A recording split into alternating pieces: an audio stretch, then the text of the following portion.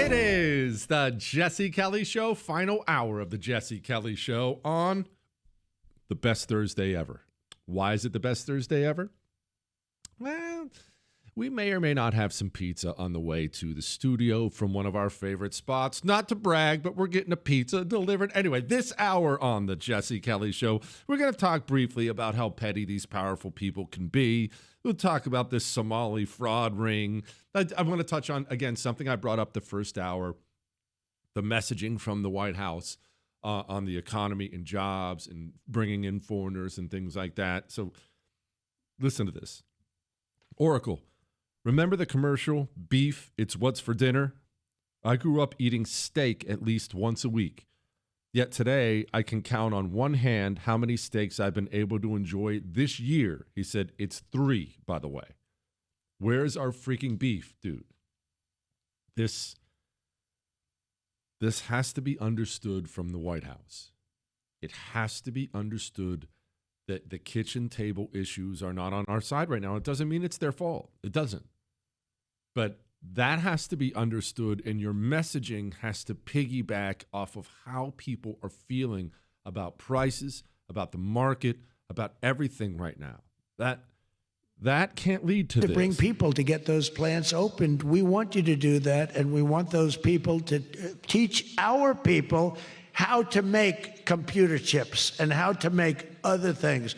You can't come in, and I'm explaining, you can't come in, open up a massive computer chip factory for billions and billions of dollars like is being done in Arizona and think you're going to hire people off an unemployment line to run it. They're going to. We are one of the largest chip manufacturers in the world. We have people who know how to make chips. We don't need more foreigners here. We need Americans employed. We need Americans employed, and that needs to be the messaging. All right, so Dick Cheney, former Vice President Dick Cheney, had a funeral. All the Bushes were there, and Joe Biden was there, and Dome was there, and they were all yucking it up. And they're trying to make a big thing of it that Trump wasn't invited to Dick Cheney's funeral. And, of course, the Trump world, they do not get along with the Bush world at all. Remember when George Bush and his father, H.W. Bush, I think his father came out and said, if I remember right, his father came out and said he voted for Hillary, and George Bush wouldn't say who he voted for. So that's how much these two sides despise each other. I got all that. But Dick Cheney, who I'm no big fan of, was the former vice president. Donald Trump is the current president of the United States of America. I know the two sides hate each other. I got that. But how do you not invite Donald Trump to the funeral? And you know how? We make a mistake, at least I make this mistake, about wealthy people, powerful people, quote, important people, like not like us, people who matter. We make the mistake of thinking that in some ways they operate at a higher level than we do. Surely they must, right? He's a vice president. He's a CEO. She's an actress. He's the president. Surely at some level they must operate better than we operate. Otherwise, I'd be as powerful and rich as they are. It's a very human thing to think. It couldn't possibly be more wrong. These people are so insanely bitter and petty about things, more bitter and petty than you are, even if you're a bitter and petty person. Do you remember John McCain's funeral? To this day, I am mortified by it. And I'm not going to relitigate John McCain for anybody. But John McCain, after he died, had this big funeral service. It wasn't one person. Multiple people at his funeral gave speeches trashing Donald Trump because McCain and Trump hated each other's guts. That is so low class. And imagine that being your send-off, that being your celebration of life. But we had my dad's funeral a little more than a year ago. I still remember everyone who spoke. And what is it? It's exactly what you should have at funerals. I love this about him. I was a great guy there. This was his favorite Bible verse. It was wonderful. There was a wonderful honoring of his life and a memory, like the funerals you've been to. These people are so small and bitter. They just can't get past themselves. How mad would you be if your funeral, don't trash anybody at my funeral, please. Just get up and, I want it to be how awesome I am. I want the funeral, what, Chris? I want my funeral to focus exclusively on me and all the great things that I've done in my life. What, Chris? What is your problem? What? No, you don't. I don't. You know what, Chris? You're not going to speak now. If that's going to be your attitude, you're not going to speak. I only want people who are going to say positive things about me. All right? Positive, the most positive things. And please, if you are invited to speak, feel free to lie. You're more than welcome. What, Chris? You are more than welcome to lie about me being a great guy. If I was terrible to you, lie. In fact, anything good I did, I want you to magnify it 1,000 times over. I'll be dead. No one will know. I can't correct the record. You have total freedom to lie if it makes me look good. I want you to be, in that moment, as big of a liar as Jasmine Crockett. Do you want to correct the record on the people that Listen, I never said that it was that Jeffrey Epstein. Just remember, Jasmine Crockett got up, like all communists do, and told gigantic lies. She got up on the House floor and you want to play it, Chris? And this is what she said about the Epstein stuff. Folks who also took money from somebody named Jeffrey Epstein, as I had my team dig in very quickly. Mitt Romney, the NRCC, Lee Zeldin, George Bush, Win Red, McCain Palin, Rick Lazio. I just want to be clear. If this is the standard that we're going to make, just know we're going to expose it all. And just know that the FEC filings, they are available for everybody to review. This is absolutely ridiculous. Except in every one of those cases, there were different Jeffrey Epsteins. I know Jasmine Crockett may find this shocking, but Jeffrey Epstein is not an uncommon name by any stretch of the imagination. But of course, she knew that. She lied. They lie like they breathe. Big, gigantic lies. And then, look, I can't believe she got asked about it, but she was asked about her lying the next day. Do you want to correct the record on the people that Listen, I never said that it was that Jeffrey Epstein, just so that people understand when you make a donation, your picture is not there. So my team, what they did is they Googled, and that is specifically why I said a Jeffrey Epstein. Unlike Republicans, I at least don't go out and just tell lies. Because it was not the same one, that's fine. But when Lee Zeldin had something to say, all he had to say was it was a different Jeffrey Epstein. He admitted that he did receive donations from a Jeffrey Epstein, so at least I wasn't trying to mislead people. Now, have I dug in to find out who this doctor is? I have not. There's no shame. You know what? I'm going to play this for you again. This is how communists operate. No shame. And they can be caught in it.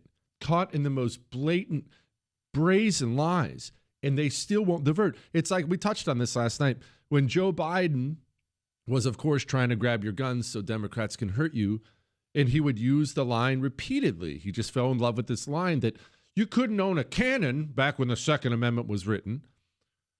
People started screaming at him, yes, you could.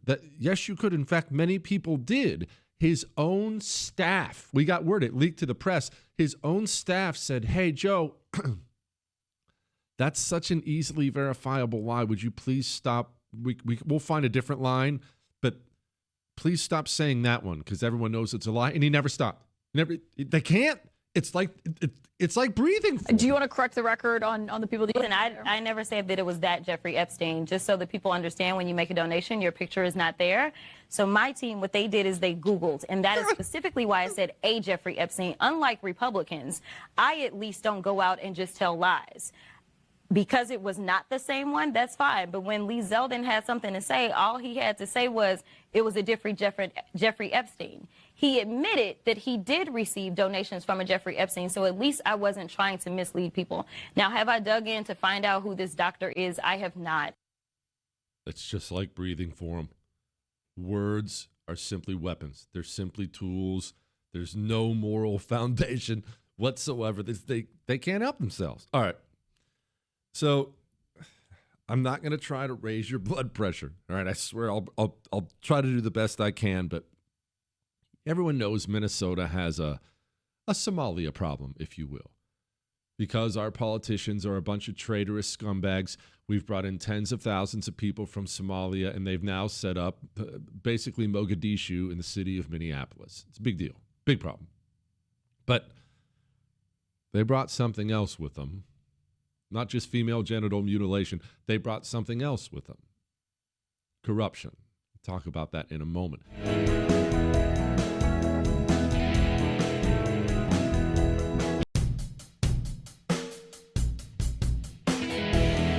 It is the Jesse Kelly Show on a wonderful Thursday. Remember to email your Ask Dr. Jesse questions into jesse@jessekellyshow.com. So there is something that we have been relatively free of in this country for most of our 250-year history, and please don't laugh when I say this, because I'm going to explain it. Government corruption. I knew you were going to laugh. I know our government is corrupt. I have already said our government, our federal government, is the largest criminal organization on the planet. I know there have been corruption scandals, many of them before. I get that. But relatively speaking, compared to the way other countries are around the planet, we have had a fairly corruption-free country. Even with all the scandals, even with all the corruption, historically, we've come out of this pretty clean. A lot of this comes back to our founding, but other parts of the world, they just don't work the way ours work. Do you remember that conversation we had one time with Brandon Darby about Mexico and the way it works down there? And I'm going to paraphrase it just for the sake of time here, but he was talking about how maddening it can be trying to do business down there. As in, you'll line up something with a guy, and you'll agree that for $10,000 he'll do it, and he swears he'll do it. And then the second you show up with $10,000, he says, "Oh, man, I just can't do it. Sorry. Now I have a cousin. He needs $10,000. And you come up with another $10,000, and then he has his cousin's uncle's brother. And it's all corrupt. It's all corrupt. I've told you before, I got my buddy out of a Mexican prison. Well, I prevented him from going to a Mexican jail. We were in the Marines, and we went down to Tijuana, which we weren't allowed to do. We went down to Tijuana. He had to pee really bad. We got out of the car. He pees in the parking lot. Boop, Mexican cops roll up, handcuffs. It was no problem. I reached in my back pocket, took out all the money I had, handed it to the cop. He said, "Okay, good to go. Keys off, or handcuffs off, good to go." We left. It's how business is done in so much of the planet. And it's part of the reason you have to be so careful bringing people into the country, and you can never, ever bring people en masse into the country and allow them to settle in their own specific area. That always ends bad, which brings us to Somalia. Somalia is a wretched place in every sense of the word. Every part of Somalia is horrible. Even the freaking weather is horrible. The way they treat women is so bad, I can't even... It's hard to put into words how gross female genital mutilation is. Please don't even look it up unless you're an adult. It's just the most barbaric freaking thing. And it's 99% of them. The war, the starvation, it's horrible. And the corruption. It's not as if this is unknown. The whole world knows. It's one of those African countries. There are so many in Africa. It's not all of them, but there are so many in Africa where the government officials will simply steal everything. They'll steal everything from the public treasury. The people will be starving in the streets, and the defense minister is driving around on his yacht. It's a corrupt place. Corruption is in the bones there. Well, of course, we've brought tens of thousands of people from Somalia into the United States of America. And, of course, we allow them all to live right where they want to live. And of course, they moved all into Minnesota, Minneapolis to be specific, in that area, and they've set up shop there. Now, well, there's a story out. I'm sure you've probably seen it or heard about it. This is from Not the Bee. Minnesota Somalis are fraudulently diagnosing their kids with autism to funnel Medicaid money to terrorists. I'm not going to break down the nerdy details of the story. I'll just say you get extra money if you have a child with autism. So a bunch of Somalis got together and figured out how to game the system. They declared that they had a bunch more kids with autism than they actually had, getting tens of millions, hundreds of millions of taxpayer money.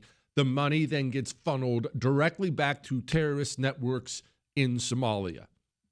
This is what happens when you pluck somebody from a corrupt culture where everything is for sale and you allow 50,000 of them to just plop down in a neighborhood. They're going to do what they've always done. That's just how government works. That's how it's always worked for them. That's how they grew up.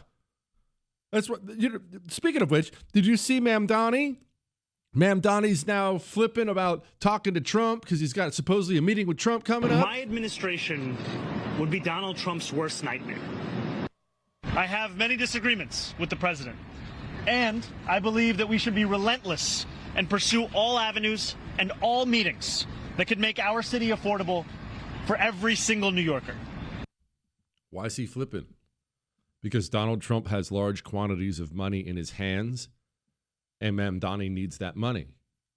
So now he's being nice. Why does Mamdani need that money?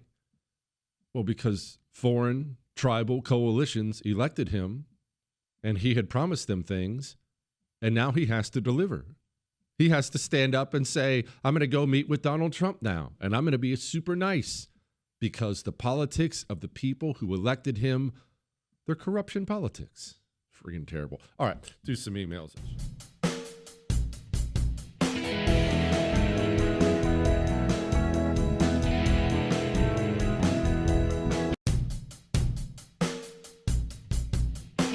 It is the Jesse Kelly Show on a wonderful Thursday. So we got to step away for a minute before I do an email, because this story is making me laugh to no end. There's this woman, and I don't even know how to say her name. Afton, I think. Afton Ben. She's running for Congress in Tennessee. I can't stress this enough. She's running for Congress in Tennessee. I don't know if you're aware, but Nashville is a city in Tennessee. Really fun city, by the way. This woman who's running for Congress in Tennessee, on camera, this is what she said. I've been heavily involved with the Nashville mayoral race because I hate the city. I hate the bachelorettes. I hate the pedal taverns. I hate country music. I hate all of the things that make Nashville apparently an it city to the rest of the country, but I hate it. Yeah, I'm that girl at the airport that all these bachelorettes are giddy walking out in their two-toned colored Pantone pink shirts, and they walk out and they're like, oh my God, Nashville is so bad. They're so loud. Women are terrible to each other. She's single. I know you're going to find this shocking, but she's not married. Running to be a representative in the state that is quite fond of Nashville. And all she does is trash it and then trash the happy young bachelorettes who are getting ready to get married. Man, that just gives me the snickers. I will say, in her defense, a bachelorette party I'm just trying to think, if I had to be waterboarded for an hour or be an Uber driver for a bachelorette party for an hour, I'm not sure which one I would choose. If you ever ask a bartender, for instance, what makes him wince when he sees it, cringe, it's a bachelorette party. I'm not sure all the reasons for this. When women get around each other and then start drinking, generally it gets very loud and there's a lot of singing and laughing and terrible dancing. And in Nashville, you'll see this when you go. It's quite a thing. last time I went, I was there with my dad. We went to a big safari club thing. We were looking for a hunt or something like that, which we didn't go on. Sadly, I wish we had. Anyway, last time I was there, they have these trucks that drive around Nashville. The trucks have a big elevated stage on top of them that's in a bubble, in case you're worried about the safety of it, although it still can't possibly be safe. It's a driving stage in a bubble. And these are for party people, specifically bachelorettes, and they blast music so loud that if you're on the sidewalk beside them, you can't communicate. Like, it's so loud, you'll probably have to cover. I started covering my ears because I try to be really protective of my ears now because it's part of my livelihood. I had to cover up my ears. And man, every time one of these would drive by and the girls would be up there, I would think to myself, I'm going to jump out in front of this truck. I'm going to wait until he goes, and I'm going to jump out in front and end it all. And the difference is, every time they drove by, Ob would look up and go, oh, I want to get on there with them. That's the difference. I don't know what it is. Big fluffy robe guy. My husband and I just had to spend $7,300 on a new HVAC unit today. I feel your pain, lady. Lo and behold, they have a smart thermostat with it. My husband of 25 years wants to put it up, and I do not, as I referenced your notes on the subject. We live in Southeast Georgia, and it's hot. His reply was, we will have a password for it so they won't know. Now, usually he's one of the smartest men I know, but this, I just can't. I will die on this hill. I tried to find your segment about the topic when you discussed it to show him with no avail. Could you please, for the love of privacy, play this segment again or give us your thoughts? Okay, so first of all, there's a password on it. There is no password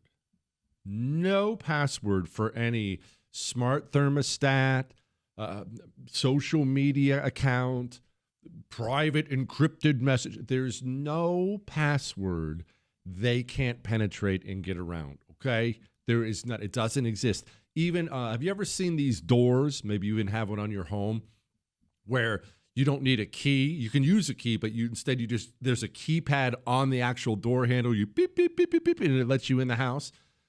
You know that law enforcement has cheat codes for all those, right? They're just going to open up your door if they ever come to your house. The feds are just going to open up your door. They have a pass for everything, absolutely everything. That is one. Two, we have a potential disaster coming for the United States of America. I don't want to oversell it because I'm sure, I hope we'll find a way around it, but there is a potential disaster coming, and it will be one that shocks us. You know, I mentioned Somalia, but do you know how many countries around the world, like Somalia, will go without power for a day, 2 days at a time? We don't even know what that's like in America. Yeah, I know you'll lose power in a storm or something. What is it, a few hours? It's back up. We have hurricanes here in Houston. I think the worst it's ever been is 24 hours without power. Worse, that's after a hurricane. We have an energy crisis coming for the United States of America because we need, well, there's two converging freight trains that are coming at us. We have spent decades placating the climate communists and destroying our energy grid. Even red states. Here in Texas, you drive through West Texas, there's all these windmills and things like that. We have placated these climate commies, pretending that solar works, pretending that wind works, destroying coal plants, that just destroyed ourselves. So we've had the climate commies. So we don't have as much power as we should, not near.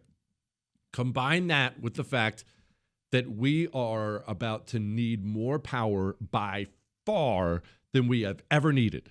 So we've spent decades destroying our power grid, and now we're at a place where we need more power than ever. Remember that story I read yesterday? I think it was towards the end of the show, how Microsoft is essentially striking a deal with the Department of Energy to fire up a nuclear plant on 3 Mile Island. They're going to get the band back together, 3 Mile Island. But why? Well, they get all the power from it for 20 years, for 2 decades. What's that about? What's going on? Data centers. Data centers are being built across the country. They require gigantic amounts of electricity, of power. And we don't have it. Now, let me ask you something. Do you think the government is going to want to control how much energy you use at any time in the future? If we have an energy crisis in the future, do you believe the government is going to go to Microsoft and tell them to use less power? Or do you think the government is going to reach their big, ugly, sticky fingers into your house and turn down your thermostat? Come on. These evil tyrants will kill your pet squirrel. These evil people destroyed 2 years of your life for a bad chest cold. These people got you fired if you didn't take a shot that gave you a stroke at 25. What do you think these very same people are going to do when they run up against an energy crisis? Let me go ahead and spoil it for you. They're going to screw you over as fast as they possibly can. They themselves will be protected. All their rich donor friends will be protected. But you, normal person, they don't care about you. They haven't given you a second thought. Don't ever get a smart thermostat. There's no password that's going to keep them out. Trust me on that.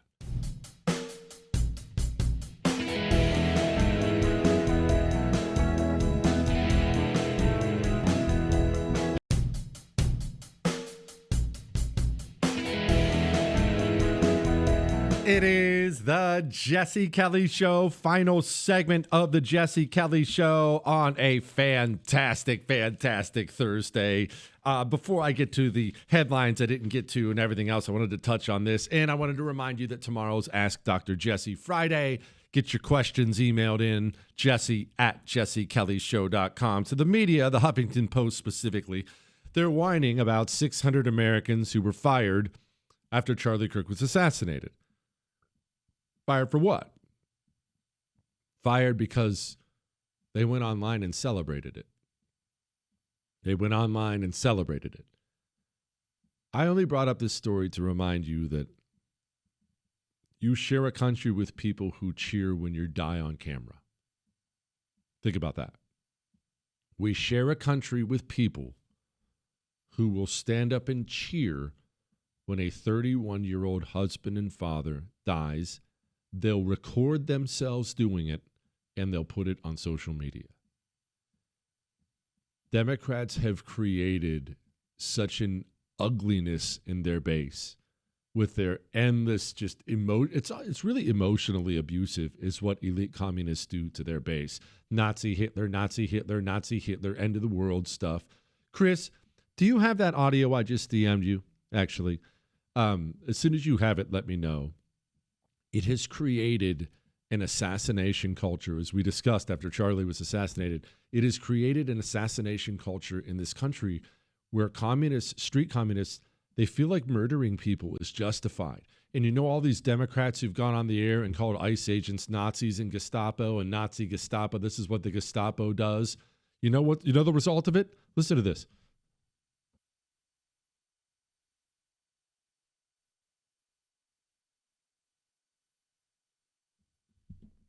Two brothers have been arrested, charged with threatening to shoot police and ICE agents, and one of them is an assistant principal at Kempsville High School. Yesterday, Beach Police arrested 54-year-old John Bennett. School officials say he's currently on leave from his position there. The other suspect is 59-year-old Mark Bennett. Court documents reveal several disturbing details about this investigation. So let's send it over to 10 on Your Side's Ethan Krause, who joins us live outside of that school. Ethan. Yeah, Aisha, good afternoon. And you said it, the court documents do reveal details leading to the arrest of Kempsville High School Assistant Principal John Bennett. Now, according to the Virginia Beach Police Department, John Bennett and his brother Mark were both arrested on November 16th after police received information that the brothers threatened to commit acts of violence against local police and ICE agents. Court documents reveal that the brothers were overheard talking at a restaurant where Mark Bennett mentioned how he had an assault rifle with the ability to utilize explosive rounds that could penetrate protective vests. He also mentioned flying to Las Vegas to meet with like-minded people and how he would return with, quote, enforcement ideas and plans. The documents went on to state that John Bennett added statements of support and enthusiasm for the suggested violence and also expressed interest in joining his brother on the trip to Vegas. Now, both brothers were arrested and charged with conspiracy to commit malicious wounding. 59 years old. A 59-year-old assistant principal plotting to assassinate federal agents because communist rhetoric has in their minds convinced them that it's necessary. You ever heard of this Sam Harris guy? Listen to this. It's additionally terrible because a political assassination is genuinely dangerous because we are so combustible as a society. And the fact that we're this combustible, a lot of the onus goes to, it goes to both sides, but I would put most of the onus, as will not surprise you, on the president and his cult. He was asked about Charlie Kirk's assassination, found a way to blame Donald Trump in a 20-second little soundbite. Ugly. Whatever, we don't want to end on the ugly before we get to headlines. I want to end on something wonderful that's coming. Because the presidential race is going to start, I'd say, in a year. They generally run for 2 years. It's going to start in a year. And we're going to be treated to maybe my favorite thing in politics. In fact, I think it probably is my favorite thing in politics. Democrats pandering to black people. I will always love it. I've always loved it. It was Joe Biden talking about getting in razor fights with a black gangster named Corn Pop. It was Hillary Clinton talking about hot sauce in her purse. It's just, there is nothing more wildly entertaining to me than Democrats pandering to black people to try to win the black vote. And I played this for you before, but Gavin Newsom's going to go all in with it. I'm so freaking excited. But also, it was also about paying the bills, man. And it was just like hustling. and so I was out there kind of raising myself, turning on the TV, started, just getting obsessed, sitting there with the Wonder Bread and 5 stacks of, it's like the White Stack 5 story. Come on. Kraft macaroni and cheese. Yeah. Man, grew up, bro. Are you talking about me? Young YG. YG, man. Every day in the backyard, just bouncing the basketball, throwing the ball against the wall. It's just me, man. Just hustling with my Wonder Bread, my mac and cheese, and then just got to go out back and shoot hoops, bro. And now, here's a headline. You know the thing. Headlines we didn't get to. Check out this trans clinic in South Africa that we were funding with U.S. aid money before Doge shut it down. Reminder that Democrats got elected and promptly stole money out of your paycheck and funded tranny surgeries all over the planet. Feds charge Florida Congresswoman with stealing $5 million in FEMA funds during a pandemic. If you think that's bad, she stole the $5 million and directed it to her campaign. That's so lame. If you're going to steal $5 million, at least do something cool with it. Exclusive. Bud introduces bill to block terror supporters from entering the U.S. We need a new bill to block terror supporters entering the U.S. Blue states busted for blowing nearly $500 million in SNAP cash on fast food. At least they're not salads. Politico touts Gavin Newsom as a 2028 frontrunner, but data tells a different story. Well, I think he's going to be the frontrunner. Don't forget about the Wonder Bread. Credit lending industries push back against 50-year mortgage plan. Yeah, this is one of those things Trump floated, and it came off like a Led Zeppelin, and not the Led Zeppelin, like a Led Zeppelin. Somehow, I just don't think this is going to work out. What is going to work out is Ask Dr. Jesse Friday. That's tomorrow. Get your questions in. We're going to have a good time, all right? Set all this stuff aside. I'll see you tomorrow. That's all.